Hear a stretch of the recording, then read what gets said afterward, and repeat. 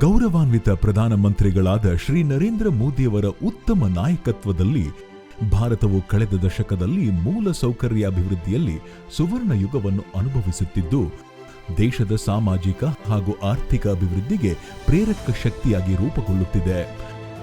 ಅಮೃತ್ ಭಾರತ್ ನಿಲ್ದಾಣ ಯೋಜನೆಯು ರೈಲು ನಿಲ್ದಾಣಗಳನ್ನು ನಗರ ಕೇಂದ್ರ ಹಾಗೂ ನಗರದ ಪ್ರೇಕ್ಷಣೀಯ ಸ್ಥಳವನ್ನಾಗಿ ಪರಿವರ್ತಿಸಿದೆ. ನೈಋತ್ಯ ರೈಲ್ವೆಯಿಂದ ಅಮೃತ್ ಭಾರತ್ ನಿಲ್ದಾಣ ಯೋಜನೆಯಡಿಯಲ್ಲಿ ಉತ್ತರ ಕರ್ನಾಟಕದ ಧಾರವಾಡ ರೈಲು ನಿಲ್ದಾಣವನ್ನು 17.1 ಕೋಟಿ ರೂಪಾಯಿ ವೆಚ್ಚದಲ್ಲಿ ಪುನರಾಭಿವೃದ್ಧಿಗೊಳಿಸಲಾಗಿದೆ. ಈ ನಿಲ್ದಾಣದ ಮೂಲ ಸೌಕರ್ಯವು ಅತ್ಯಾಧುನಿಕ ಸೌಲಭ್ಯಗಳು ಹಾಗೂ ವಿನ್ಯಾಸಗಳ ಮೂಲಕ ಗಮನಾರ್ಹವಾದ ಆಕರ್ಷಕ ನವೀಕರಣ ಪಡೆದಿದೆ.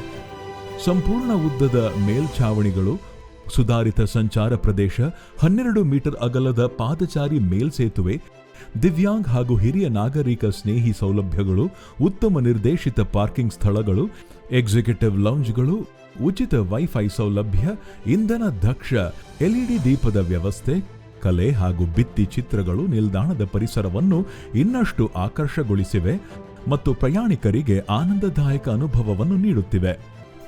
ಹೊಸ ಧಾರವಾಡ ರೈಲು ನಿಲ್ದಾಣವು ಸಂಪರ್ಕವನ್ನು ಬಲಪಡಿಸುವಲ್ಲಿ, ವ್ಯಾಪಾರವನ್ನು ಉತ್ತೇಜಿಸುವಲ್ಲಿ, ಸ್ಥಳೀಯ ಆರ್ಥಿಕತೆಯನ್ನು ಬೆಳೆಸುವಲ್ಲಿ ಹಾಗೂ ಪ್ರಯಾಣಿಕರ ಅನುಭವವನ್ನು ವರ್ಧಿಸುವಲ್ಲಿ ಪ್ರಮುಖ ಪಾತ್ರ ವಹಿಸುತ್ತಿದ್ದು, ಇದು ಭಾರತೀಯ ರೈಲ್ವೆಯ ವಿಕಾಸಪರ ಮನೋಭಾವದ ನಿಜವಾದ ಪ್ರತಿಬಿಂಬವಾಗಿದೆ.